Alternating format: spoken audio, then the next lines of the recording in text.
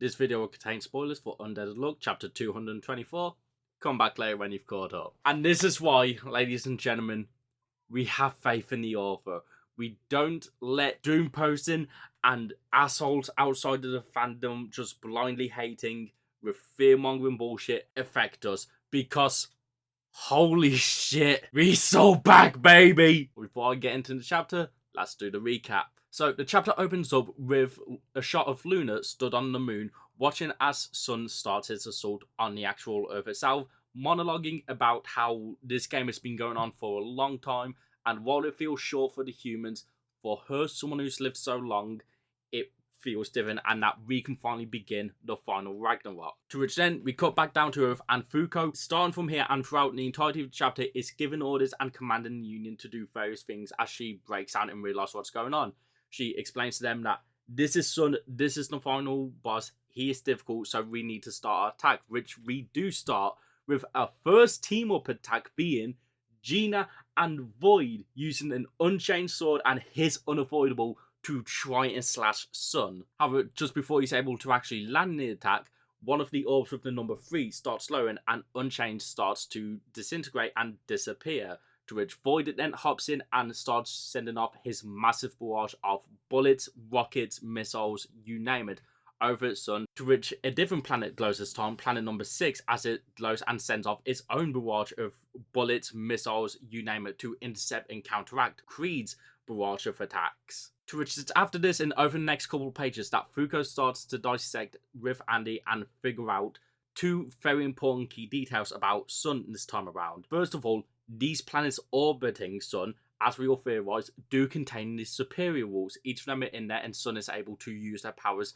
to fend off against the Union and even attack them. And the other thing is, this time the battle with Sun is different from the previous Ragnaroks, as he isn't going to destroy the Ark, he's aiming to destroy the planet itself, which is why their defense of Flatla isn't working how they intended it to. Fuko moves over to what we assume to be plan B of defense of summoning Aegis, which after a bit of a confused look from Luna as the Union aren't supposed to have gotten Aegis yet, we see that Aegis is in fact a giant fuck off unbreakable shield that falls from the heavens. And to counteract the threat of Sun just continuing to push Aegis and use that to destroy the core, Chikara pulls up using his new sound-based unmove to target only the shield and to hold it in place to make it the unbreakable, unmovable object. To which Sun, as he did in the previously with Chikara's unmove, proceeds to make a counter-attack against him, but this time kicking it up a little bit of notch, sending two of the fucking superior rules to attack him specifically, that being Luck and Death, who get intercepted by Fuko and Andy respectively. To which we ended the chapter off with Fuko giving commands to the Union to go into the planet's orbiting Sun and defeat the superior rules that are inside of there, as Fuko and Andy defend against Luck and Death, and then Void, Creed, and Chikara will defend against Sun and Soul from the outside.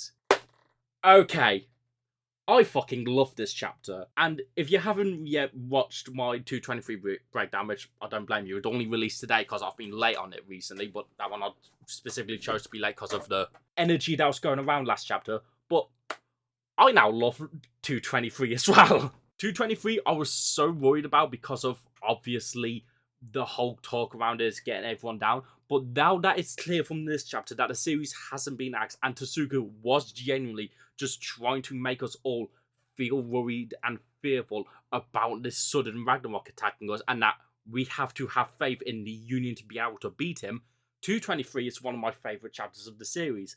This chapter I also fucking love. I find this chapter amazing. So first of all, one of the things that I fucking adore about this chapter is Fuko. Because Fuko, I love her so much. She's a phenomenal character, getting to see her growth all throughout the series. And this chapter right here is one of the showings of the culmination of her growth. Because here we see Fuko, who in chapter 1 was a bit timid and afraid because this was all new to her. She'd lived a recluse life inside. But now, here, she is outgoing, just confident and commanding the Union with utter ease. Hell, even earlier within the reunion saga, during the Negator War, she didn't have full confidence in her ability to give commands, to give orders. But here we see she's gotten that confidence. She's able to shout orders to the Union, to let them do what they can do and use their skills appropriately. And then to even talk to Andy, being able to figure out that yes, the Master War's in there, but also figure out that Sun is trying to actually destroy the planet. He doesn't care about Ark anymore. He doesn't even care about specifically killing the Union. He just cares about actually killing the planet itself. And her being able to figure that out so quickly on the fly when talking to Andy shows that she's just an amazing leader. Honestly, this is a great Fuko chapter, and I will not complain because she is amazing. And as for the combat, we only got very little bits of combat, but oh my, the team-up attack of the Unchanged Sword in Unavoidable. There's fucking disgusting teamwork there. And obviously there is the whole thing of the superior rules being the 10 planets, which I did discuss in my video from last chapter, which released earlier today, and I think I might have discussed it a little bit on Twitter, I can't remember. But yeah, I'm so happy that the superior rules are still in play, still part of the game, and are still important and aren't getting jobbed or thrown away. Because that was one of my main worries and complaints of last chapter, is the idea of the superior rules just getting thrown to the side and completely ignored. But the fact that they're still in play, and the fact that we're still getting fights for them, not only just the fact that we're still getting fights, but the fact we're getting them in unique locales from each other. Oh, because if we look at this final page here, we can see that each of them, while yes, they are in their own planets, they also have their own looks and designs to them. Two planets that we get the best look at is Wars and the 7th seat, who I'll refer to as Justice, as that's what everyone theorizes them to be. But if you look at them, they look completely fucking different. Wars looks like it looks like a normal forest that you see in like a war zone or something. It looks similar to actually where we picked up Billy and Teller, the forest that they were having the war in during the Gator War arc. And then Justices. What the fuck is this? This looks sick. Like, honest to God, this fucking battlefield looks just so fucking cool. And then the other three, we see very little of changes. We can only see like a tree there, so I don't know, it might be a lake, just to call back to Gene's past, or it might be something. I don't have any predictions for that. Sick. You can actually very see in the bottom of it, you can see some tombstones, which looks like he's just going to take place in like a graveyard. And then the one that's theorized to be either Uma Time or Uma Fade, we see a clock in the sky. We see nothing of what his arena actually looks like, so we have nothing to go off of there. But the idea of just having them all take place on their own, because like thematically it works, because like the big bad is Sun, he is a celestial body, so having the final fight of like his lackeys, the strongest ones beside him, be their own planets orbiting him, and you can see in the skies that the skybox is just the sun. It looks so fucking cool. Also, I'm sorry, Yusai's my wife, okay? I love her. I've been gagging for more Yusai content, and the fact that she is 1v1ing a superior wall. All I'm saying is, Gina's the only other one to be 1v1ing a superior wall. So, Yusai's to fucking go, okay? I am so excited. When the Yusai fight starts, I am going to be bambling and gassing her up every single fucking chapter.